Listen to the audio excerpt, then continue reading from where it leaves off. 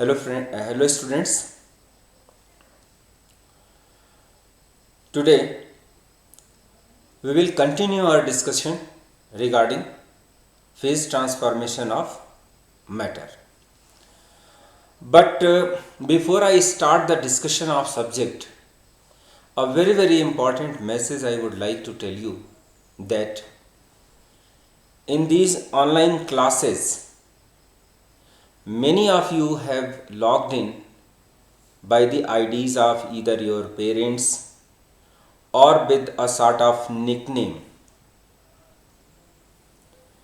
This should not be done. I humbly request all of you to please log in the class with your original name. There are boys who has messaged that we are not able to put folio numbers. So even if you are not able to write your folio numbers, there is no problem. But your name should be correct.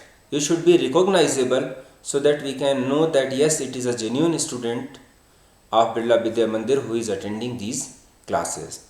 Because these classes which are being sent at your mobile phones or in Google Classroom, they are not meant for everyone. It is for our own students. So in in Google Classroom, please log in with your original names first. Second, it is observed by me that in my classroom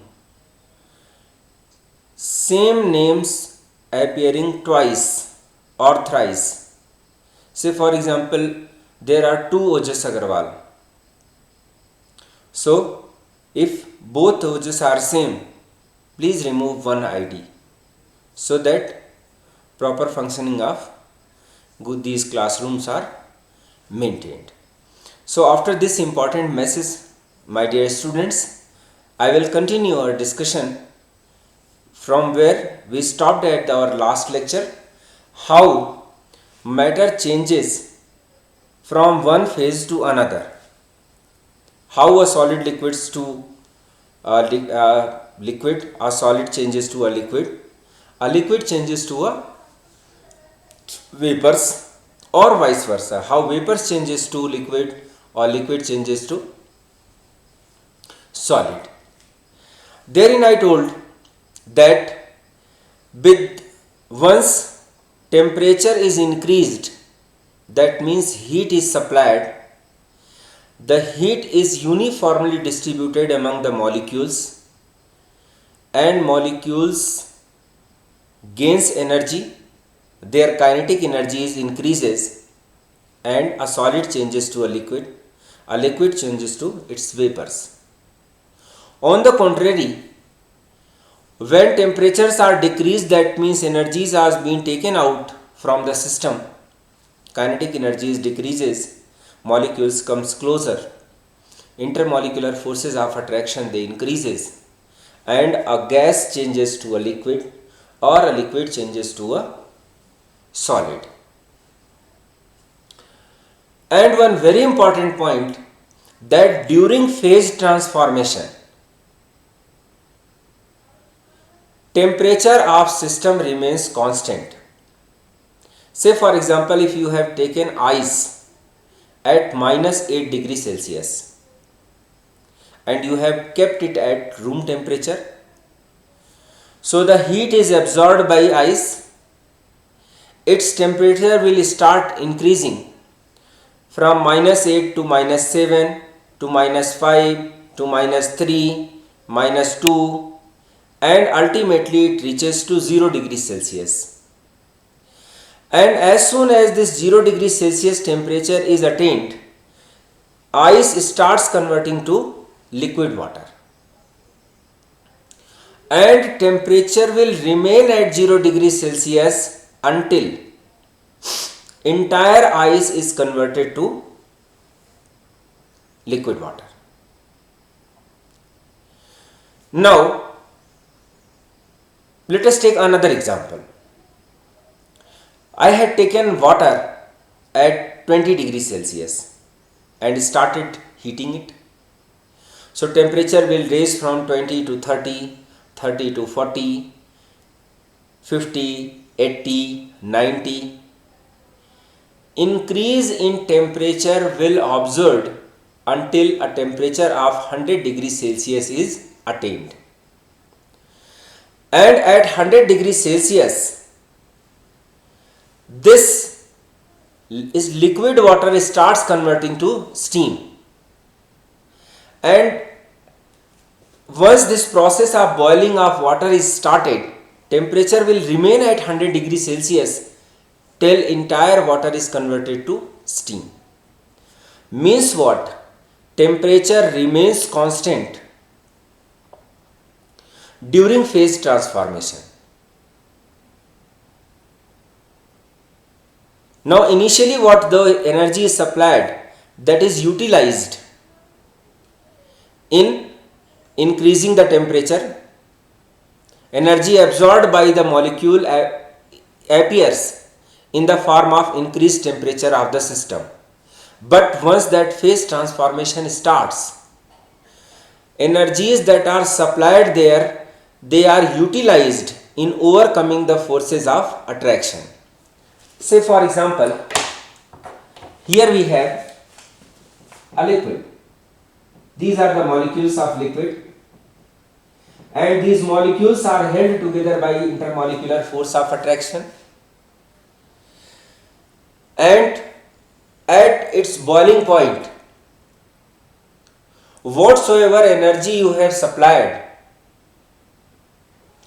that is utilized in overcoming intermolecular forces of attraction, so that these molecules, they have high kinetic energies, they lie far apart to each other, and liquid state changes to gaseous state.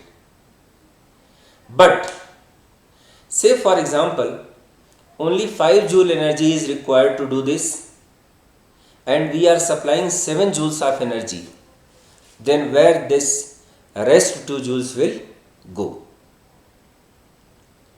This extra energy which is supplied at the time of phase transformation is absorbed by these molecules and it remain hidden here.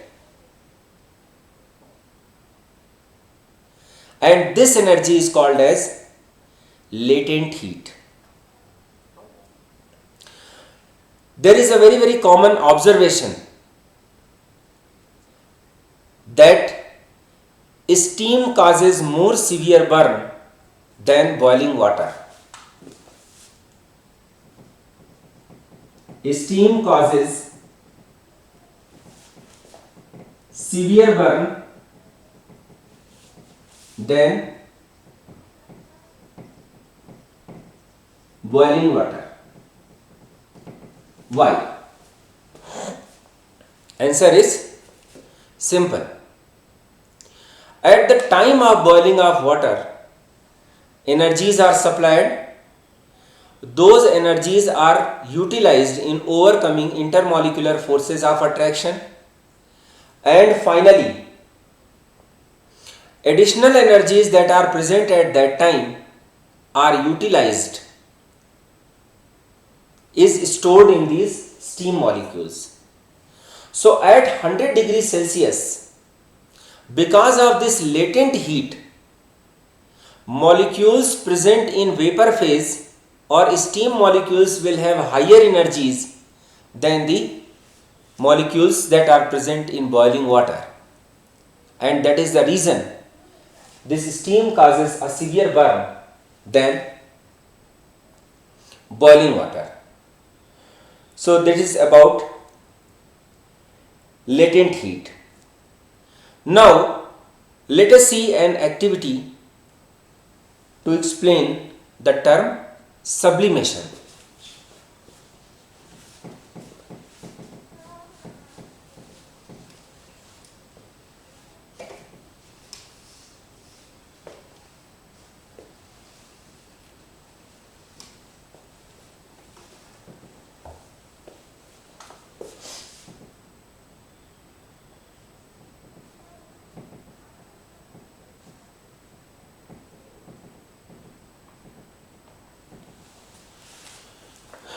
So can you recall what is the meaning of sublimation?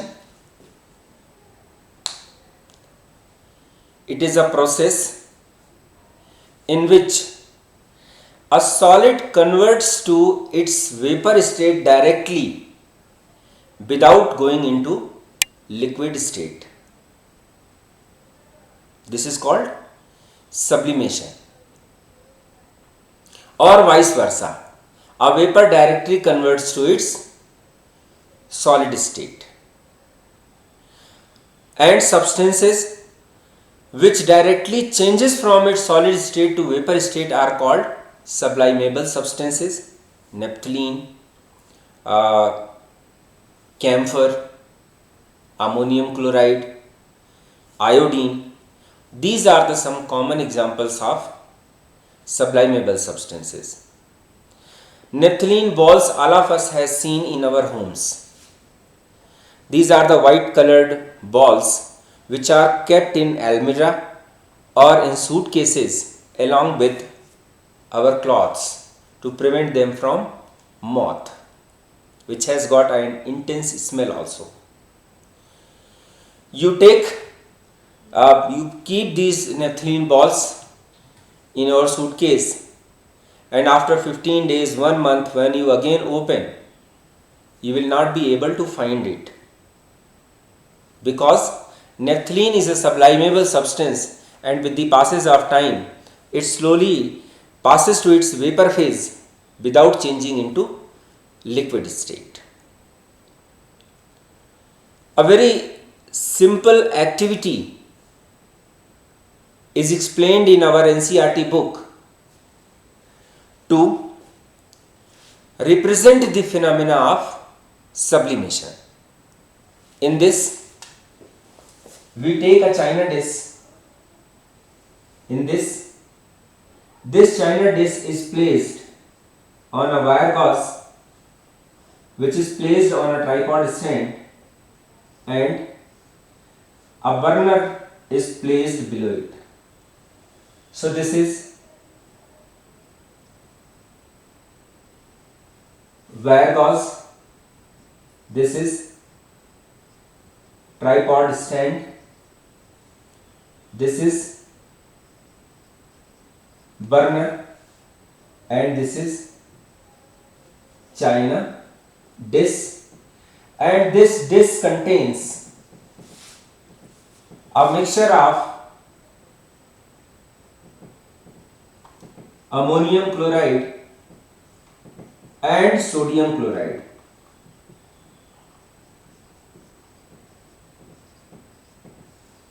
Ammonium chloride and sodium chloride.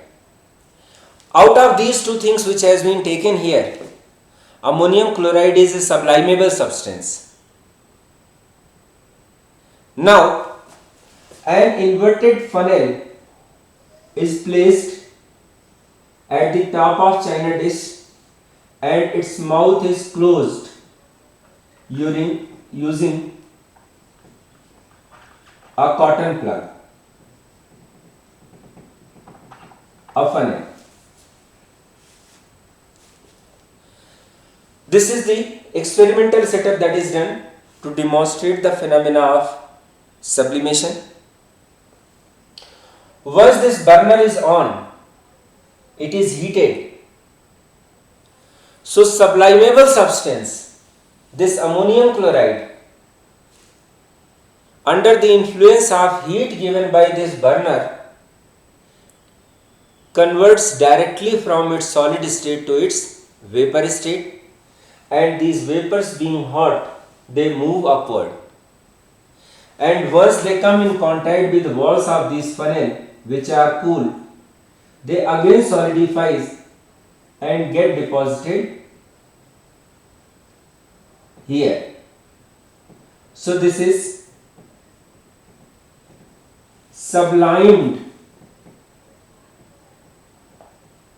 ammonium chloride which is deposited here. And non-sublimable substance, sodium chloride, will remain in this china dish. So sublimation is a process in which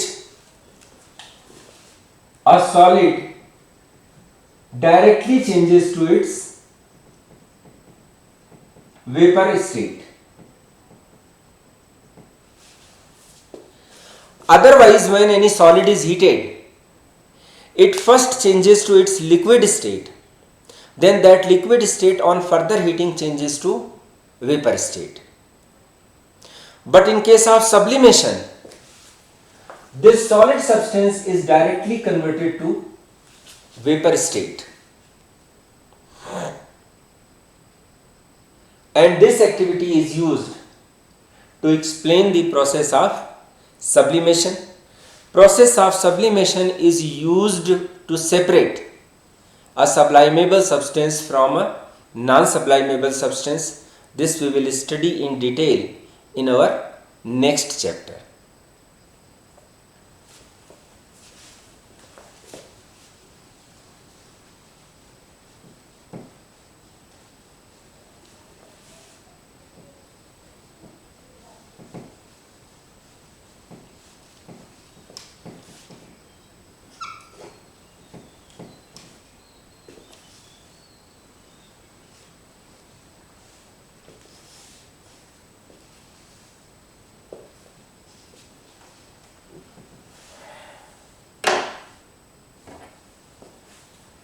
Now we discuss another very important phenomena, evaporation.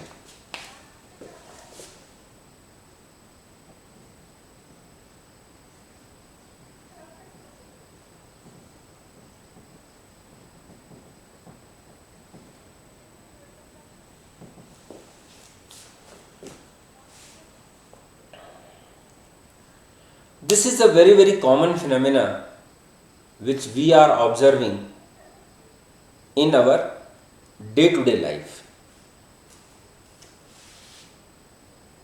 What happens when we throw a little amount of water over floor?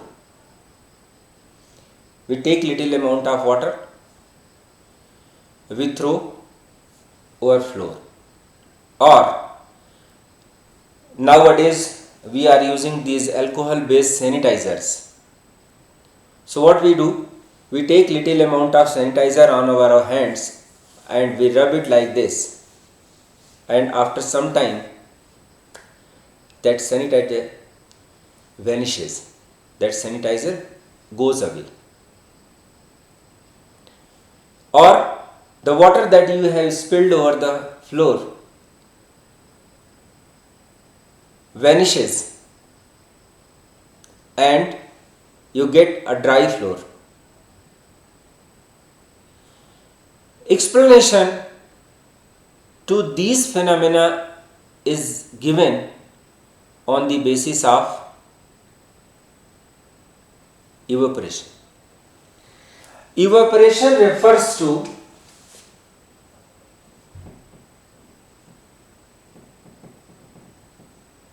spontaneous conversion of any liquid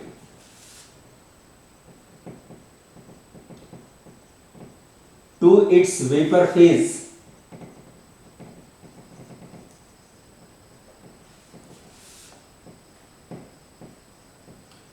below its boiling point. So there are two very important terms over here. It is a spontaneous process and it takes place below its boiling point. There is a difference between boiling and evaporation. Evaporation is spontaneous conversion of any liquid into vapor that keeps on taking place at its own. But boiling is an intentional phenomena. Boiling can only take place when you heat that liquid up to its boiling point. Say for example, temperature is 25 degrees Celsius and you throw in little amount of water there, and automatically it will start converting to its vapor phase, and after some time water is not there. But if you need to boil water, you have to put it on stove, you have to supply heat so that its temperature ranges up to 100 degree Celsius. So evaporation is a spontaneous phenomena in which any liquid changes to its vapor phase. Now there are certain liquids in which this phenomena takes place at very lower rate, slower rate, and there are few liquids which vaporizes very rapidly, like petrol, like alcohol. These are called volatile liquids which rapidly changes from its liquid state to vapor state. But there are liquids like water, like honey, like other thick liquids, glycerine, they evaporate at a very slow rate. But evaporation is an uniform phenomena and it keeps on taking place in most of the liquids. Now let us try to understand how this evaporation takes place.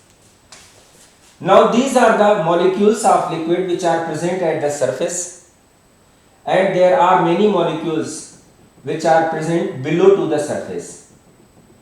And as I told you that molecules of liquid has got comparatively higher kinetic energies, they keeps on moving. So during this movement, this particle comes and collides with this particle, and during this collision, transfer of energies takes place from first molecule to the second molecule, and as a result energy of this molecule increases. And in certain cases it happens that kinetic energies are increased sufficient enough to overcome the forces of attraction, and this molecule leaves the bulk and goes in the atmosphere, and that is what is we call as evaporation.